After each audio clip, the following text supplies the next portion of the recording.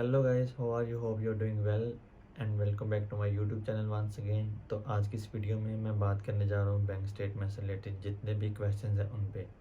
बहुत सारे फ्रेंड्स और मेरे सब्सक्राइबर्स मुझसे पूछ रहे थे कि बैंक स्टेटमेंट कितनी होनी चाहिए, कब स्टार्ट करें, तो मैंने सोचा यार इस पर एक डिटेल्ड वीडियो बनाते हैं। तो वीडियो स्टार्ट करने से पहले यार मैं आप लोगों को कुछ बताना चाहता हूँ कि बहुत सारे फ्रेंड्स मुझसे ये भी पूछ रहे थे कि आपने अपना यूके वीज़ा का प्रोसेस कहाँ से करवाया। तो यार मैं फैसलाबाद से हूँ, तो मैंने अपना प्रोसेस जो करवाया ना वो Mediacom plaza Kohinoor, Mediacom plaza BFL consultants हैं, सर तुराज हैं, सर नवीद, बहुत अच्छे कंसल्टेंट्स हैं। मैंने वहाँ से अपना प्रोसेस करवाया सारा।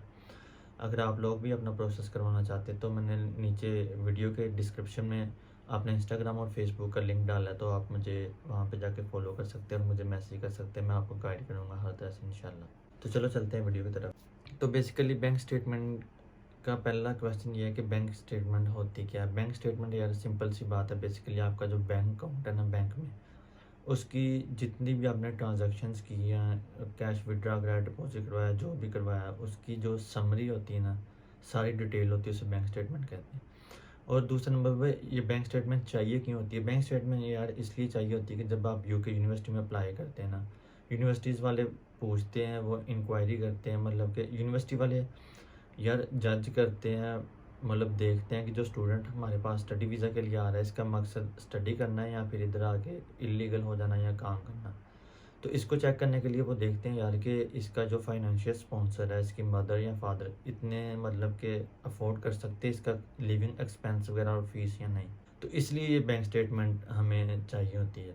तो बैंक स्टेटमेंट, उसके बाद भाई बैंक स्टेटमेंट किसकी होनी चाहिए, ये भी बहुत क्वेश्चन पूछा जाता है। बैंक स्टेटमेंट ये याद रखें आपके अपने नाम की जो स्टडी वीज़ा के लिए अप्लाई कर रहा है, या फिर उसके वालिद की या फिर वालदा की, मतलब मदर, फादर या फिर आपके अपने नाम की, इन तीनों के अलावा किसी की बैंक स्टेटमेंट नहीं चलेगी।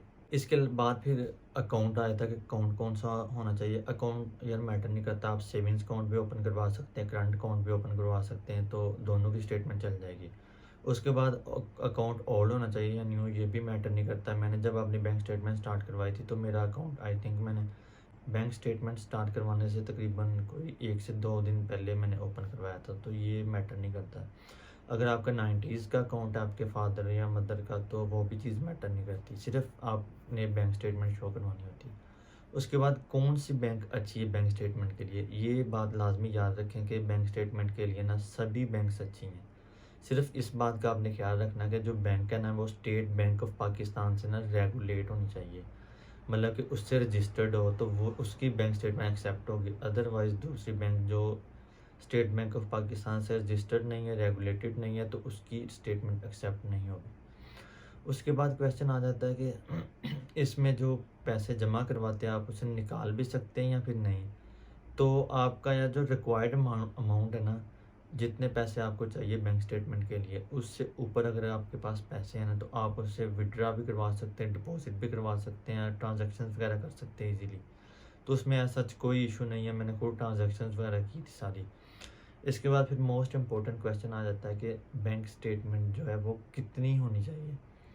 तो ये यार बैंक स्टेटमेंट जो है ना, ये दो चीज़ों की बेस पे होती है। बेसिकली आपकी जो फ़ीस है यूनिवर्सिटी की, रिमेनिंग फ़ीस, मतलब कि आपने जितनी फ़ीस यूनिवर्सिटी की, आपकी 1 साल की फ़ीस है ना 10,000 पाउंड, उसमें से जितनी आपने पे कर दी है वो निकाल के जितनी फ़ीस रहती है आपकी remaining fees plus living expenses, annual living expenses, मतलब कि 1 साल के आपके लिविंग एक्सपेंस जो है ना वो कितने हैं।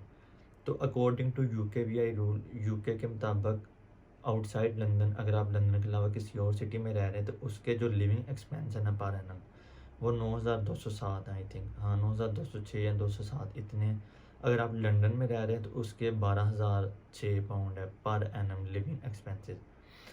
तो जो आपकी बैंक स्टेटमेंट बनेगी ना, अगर आप लंदन में रह रहे हैं तो 12,006 पाउंड आपके जो है वो एनुअल लिविंग एक्सपेंसेस प्लस आपकी रिमेनिंग फ़ीस, मतलब कि जो आपने 1 साल की फ़ीस पे कर दी है ना, तो 1 साल की जो रिमेनिंग फ़ीस आपकी बचती है, तो उसको जमा करके और लिविंग एक्सपेंस दोनों को जमा करके, तो जो पाउंड का रेट चल रहा है ना उससे आपने मल्टीप्लाई कर देना, सिंपल सी बात है। ये आपकी बैंक स्टेटमेंट रेडी हो गई। अगर आप आउटसाइड लंदन है, मतलब मैनचेस्टर, बर्मिंघम, लीड्स या कोई और सिटी है, तो उसमें 9,207 पाउंड आपके पर एनम लिविंग एक्सपेंस हो गए प्लस उसके बाद आपकी जितनी रिमेनिंग फ़ीस है 1 साल की, वो दोनों को मिला के तो आप अपनी बैंक स्टेटमेंट स्टार्ट करवा दें। एक और क्वेश्चन कि बैंक स्टेटमेंट अगर आपकी डिग्री 1 साल की है, 2 साल की है, 3 या 4 साल की, जितने भी साल की, बैंक स्टेटमेंट आपको सिर्फ 1 साल की शो करवानी होती है। मतलब कि 1 साल के लिविंग एक्सपेंस और रिमेनिंग फ़ीस जो 1 साल की है, वो 3-4 साल की फ़ीस वगैरह नहीं शो करवानी पड़ती है आपको। उसके बाद बैंक स्टेटमेंट मैच्योर कब होती है और कब कब चाहिए होती है। तो बैंक स्टेटमेंट यार बेसिकली यूके का ये रूल है कि 28 डेज़ के बाद बैंक स्टेटमेंट मैच्योर होती है। उसका मतलब ये है कि अगर लेट्स सपोज आज ये नवंबर का मंथ है ना, अगर आप 1 नवंबर से अपनी बैंक स्टेटमेंट स्टार्ट करवाते ना, तो 28 डेज़ तक उसमें मतलब कि आपने पैसे उतने रहने देने, उसमें पैसे निकालने नहीं हैं। ये नहीं है कि आपने जमा करवाए 4-5 दिन के बाद आपने अमाउंट निकाल ली फिर जमा करवा ली।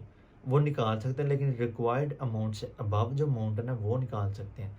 फॉर एग्ज़ाम्पल अगर आपको बैंक स्टेटमेंट चाहिए होती है 40 लाख की, तो आपने 45 लाख पैसे रखवा दिए। ऊपर वाला जो 5 लाख है ना, ऊपर वाला, उसको आप जिस तरह मर्ज़ी निकाल लें या डिपॉज़िट करें, वो मैटर नहीं करता। 40 लाख से कम नहीं होनी चाहिए, 40 लाख तक होनी चाहिए या इससे ऊपर।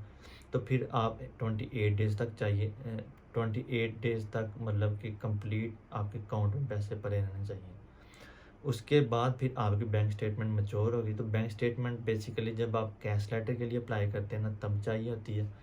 कैश लेटर के लिए जब आप अप्लाई करते हैं, उस टाइम आपके पास 28 डेज़ की बैंक स्टेटमेंट होनी चाहिए। कुछ यूनिवर्सिटीज़ होती हैं वो कैश लेटर के लिए बैंक स्टेटमेंट नहीं लेती, कुछ यूनिवर्सिटीज़ होती हैं वो लेती हैं, मोस्टली लेती हैं, कोई 4 to 5% होगी जो नहीं लेती। तो यार यूनिवर्सिटी के लिए बैंक स्टेटमेंट 28 डेज से कम की भी चल जाती है। वो कंसल्टेंट्स वगैरह ना, जो वो एडिट करके ना तो कर देते हैं, आपकी बैंक स्टेटमेंट तैयार कर देते हैं। वो इसका कोई इशू नहीं होता, क्योंकि यूनिवर्सिटी इतनी जस्टिफिकेशन नहीं करती। लेकिन जब आपने वीज़ा फ़ाइल करना ना, उस टाइम आपकी मैच्योर होनी चाहिए बैंक स्टेटमेंट, 28 डेज़ की होनी चाहिए आपके पास। तो 28 डेज़ जैसा कि मैंने आपको बताया कि इस तरह बनते हैं। तो बैंक स्टेटमेंट कैलकुलेट करने का इजी मेथड है कि 9,207 पाउंड अगर आप आउटसाइड लंदन है, अगर आप इनसाइड लंदन है तो उसके 12,006 पाउंड है। प्लस आपकी जो फ़ीस है रिमेनिंग आपने पे कर दी, उसके बाद रिमेनिंग फ़ीस जो रहती है उस दोनों को ऐड करके। तो ये डिपेंड करता है, आपकी 4 मिलियन की भी बन सकती है अगर आपने सारी फ़ीस पे कर दी पाकिस्तान से, तो मे बी आपको 2 मिलियन की रिक्वायर्ड हो। तो ये डिपेंड करता है, वेरी करता है आपने कितनी फ़ीस पे की है, किधर जा रहे हो, कौन सी सिटी में जा रहे हो। लेकिन बैंक स्टेटमेंट कैलकुलेट करने का ये मेथड है कि living expenses annual and plus आपकी जो रिमेनिंग फ़ीस है वो। उसके बाद यार ये स्टेटमेंट विड्रा कब करवानी चाहिए, मतलब पैसे कब निकालने चाहिए, ये भी बहुत क्वेश्चन पूछा जाता है। तो यार बैंक स्टेटमेंट मैं तो यही रिकमेंड करूँगा, जब तक आप यूके आ नहीं ना जाते तो आप पैसे ना निकलवाएं अपने अकाउंट से, तो ये बेटर ऑप्शन है। बाकी यार कुछ लोग कहते हैं कि जब वीज़ा आ जाए तो वीज़े के बाद आप विड्रा करवा सकते हैं, लेकिन यार मेरी तो बेसिकली अपनी सी बैंक स्टेटमेंट, जो लोग बाहर से परचेज़ करते हैं उनको फिर ज़ाहिर सी बात है कि ऊपर उनको पे करने पड़ते पैसे, तो वीज़े के बाद भी लोग विड्रा करवा लेते हैं। बट मैं रिकमेंड करूँगा कि अब जब आप यूके पहुँच जाएँ, क्योंकि इतनी यार मेहनत कोशिश कर रहे हैं, अगर एयरपोर्ट पे खुदा न खास्ता उन्होंने जस्टिफिकेशन मांग ली, क्लैरिफिकेशन मांग ली है, उन्होंने कहा कि अपने बैंक में बैलेंस हमें शो करवाओ, तो कुछ भी मसला बन सकता है। तो मैंने यूके जब पहुँच गया था उसके बाद मैंने पैसे निकलवाए थे अपने अकाउंट से ना, मतलब जो पाकिस्तान में था मेरा। तो मैं भी यही रिकमेंड करूँगा। तो ये थी वीडियो बैंक स्टेटमेंट से रिलेटेड। उम्मीद करता हूँ कि आपके सब क्वेश्चंस क्लियर हो चुके होंगे। तो अगर आप चैनल पे नए हैं तो चैनल को सब्सक्राइब करें, वीडियो को लाइक करें और दोस्तों के साथ लाजमी शेयर करें। और मैंने इंस्टाग्राम और फेसबुक का दोनों के लिंक डिस्क्रिप्शन में दिए हैं, आप जाके मुझे वहाँ पे फॉलो कर सकते हैं। जो भी कोई क्वेश्चन क्वेरीज़ मैं आपको इंशाल्लाह गाइड करूँगा। तो ये थी जी आज की वीडियो, तो मुझे दीजिएगा इजाज़त, फिर मिलते हैं नेक्स्ट वीडियो में। तब तक अपना ख्याल रखेंगे। अल्लाह हाफिज़।